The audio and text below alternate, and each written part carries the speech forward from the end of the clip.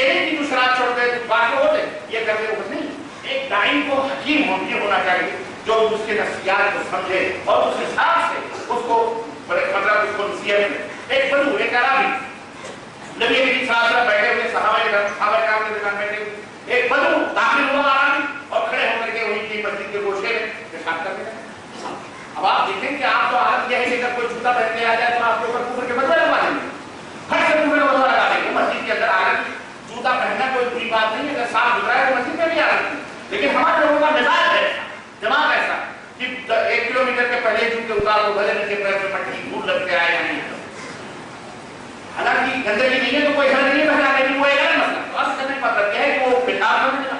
اب صحابہ کرام اس کو کاٹنے کے لیے دوڑے.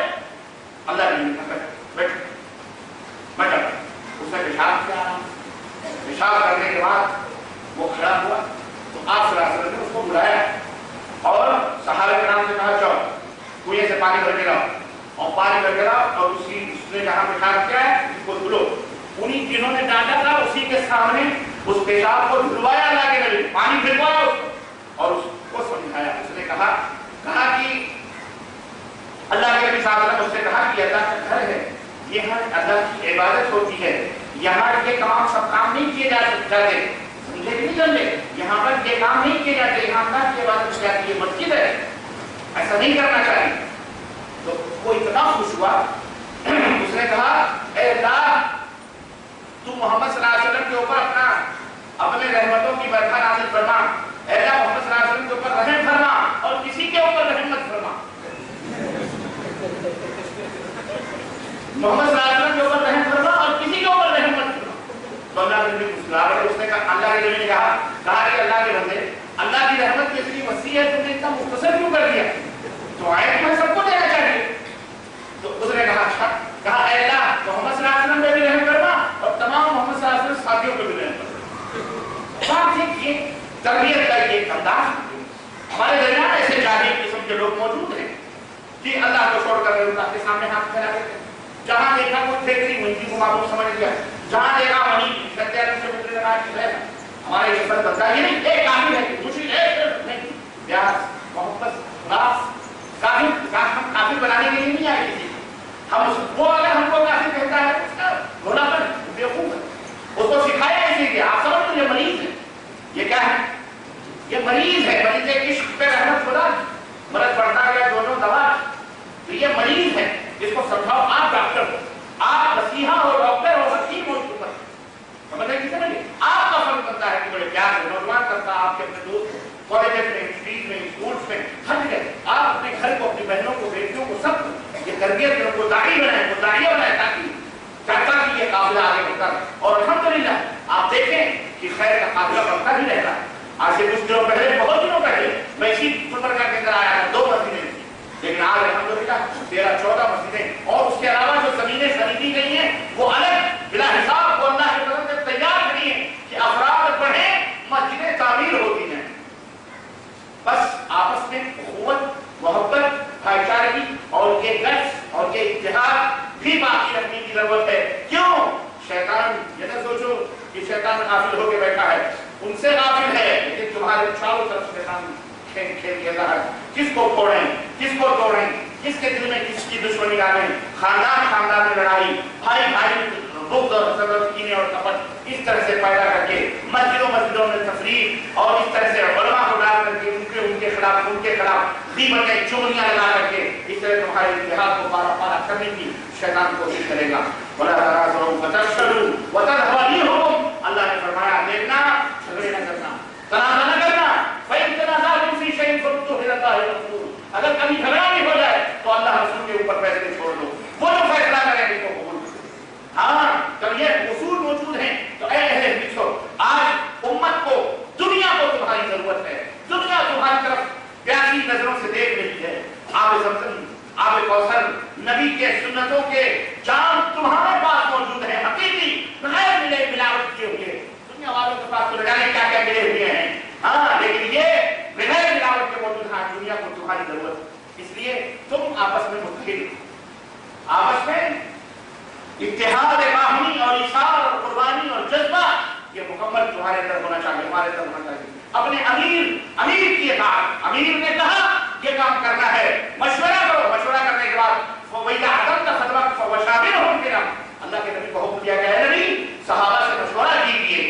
وَإِذَا عَزَمْتَ فَتَوَكَّلْ عَلَى اللَّهِ. اور جب ارادہ کر لو، مشورہ ہو گیا، ارادہ کر لو، فَتَوَكَّلْ عَلَى اللَّهِ. اللہ پر بھروسہ کرو، اللہ پر بھروسہ کر لو، آگے بڑھو، اللہ مدد کرے. وَمَن يَتَوَكَّلْ عَلَى اللَّهِ فَهُوَ حَسْبُهُ. جب اللہ پر بھروسہ جو کرتا ہے اللہ اس کے لیے کافی ہے، اللہ کے لیے کافی. اس لیے کوئی بھی قدم، کوئی بھی چیز، نوجوانوں، بزرگوں، ماں بہنوں، بیٹیوں، یاد رکھو ید اللہ علی الجماع. اللہ کی مدد، اللہ کا ہاتھ جماعت کے سروں میں. من شد شد فی النار.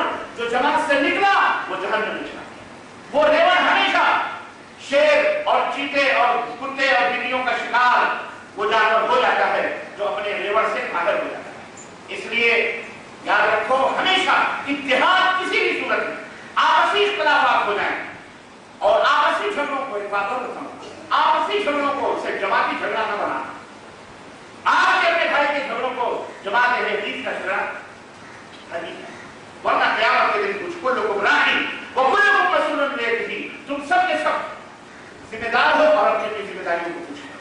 اپنے گھروں کے مسئلے بھی آسانی کے ساتھ حل کرو. اور جماعت میں اگر کوئی اختلاف ہو جائے باقی طور پر تو یاد رکھو اسے بھی پیار اور محبت سے اخلاق سے حل کرنے کی کوشش. یہی ہماری تمہاری ترقیوں کا راز ہے، اسی میں مثبت ہے. ہاں ایک ہو جاؤ تو بن سکتے ہو خورشید مبین. ایک ہو جاؤ تو بن سکتے ہو خورشید مبین، ورنہ ان بکھرے ہوئے تاروں سے کیا بات. اتحاد، اتفاق یہ اللہ کا حکم ہے. وَاعْتَصِمُوا بِحَبْلِ اللَّهِ جَمِيعًا وَلَا تَفَرَّقُوا. اللہ کی رسی کو مضبوطی کے ساتھ پکڑ لو، ٹکڑے ٹکڑے نہ. اے مسلمانوں، اے میرے عزیز دوستوں، اے میرے بھائیوں، ظاہری طور پر عقیدہ توحید اور عقیدہ رسالت یہ دو ایسی چیزیں ہیں جن پر اتحاد ہر دور میں رہا ہے اور یہ قیامت تک یہی اصول اتحاد کے لیے کافی ہیں. تعالوا إلى كلمة سواء بيننا وبينكم ألا نعبد إلا الله ولا نشرك به شيئا ولا يتخذ بعضنا بعضا أربابا من دون الله. یہود و نصارا تک کو ہمارے اسلام نے اتحاد کی دعوت دیتے ہوئے یہ فرمایا کہ آؤ اس کلمے کی طرف جو کلمہ ہمارے تمہارے نام متفق علیہ کیا ہے کہ اللہ کے صرف اللہ کی عبادت کریں. ولا نشرک به شیئا. اللہ کے ساتھ کسی شے کو بھی کسی چیز کو بھی شریک نہ بنائیں. ولا يتخذ بعضنا اربابا من دون الله. اور نہ ہی ہم نے بعض کو کسی کو اپنا معبود بنائے، یعنی اس کی تابعداری کریں اسی طرح سے جس طرح رسول کی نبیوں کی تابعداری ہوتی ہے، یعنی اس کی تقلید سے نہیں سمجھنا. یہ حکم ہے اللہ تبارک کا. تو میرے عزیزوں، میرے مسلمان بھائیوں، میرے دوستوں، خاص طور سے آپ میں اتحاد و اتفاق. آج تک جو کچھ ترقی ہوئی ہے آپ کے شہر میں، یہ آپ کے اتحاد کی برکت ہے. اللہ ہم سے نظر بس بچائے، شیطان کے شر سے بچائے.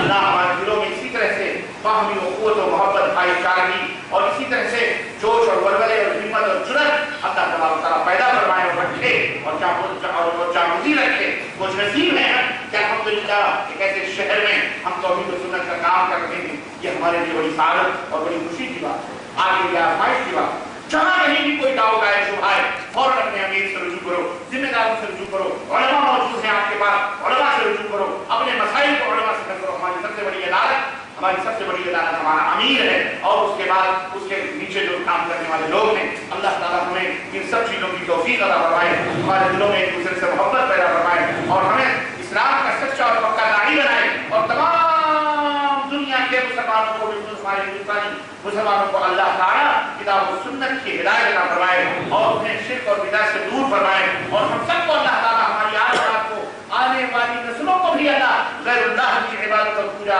اور ان کی نظر و نیاز کرنے سے اللہ محفوظ رکھے اور اللہ اپنا ہی غلام، اپنا ہی محتاج بنائے اور ہماری روزیوں میں اللہ اپنے سوا کسی کو محتاج نہ کرے اللہ تعالیٰ. اور اللہ تعالیٰ ہم سب کے والدین کے اوپر رحم فرمائے، زندہ ہیں تو ان کا خاتمہ بالخیر فرمائے اور صحت و تندرستی سے زندگی گزارنے کی توفیق دے اور انتقال کرنے دوبارہ الہوں میں جنت نصیب فرمائے. تمام مومن مومنات کو اللہ نے عمل کرنے کی توفیق عطا فرمائے. ہم سب کو نیک عمل کرنے کی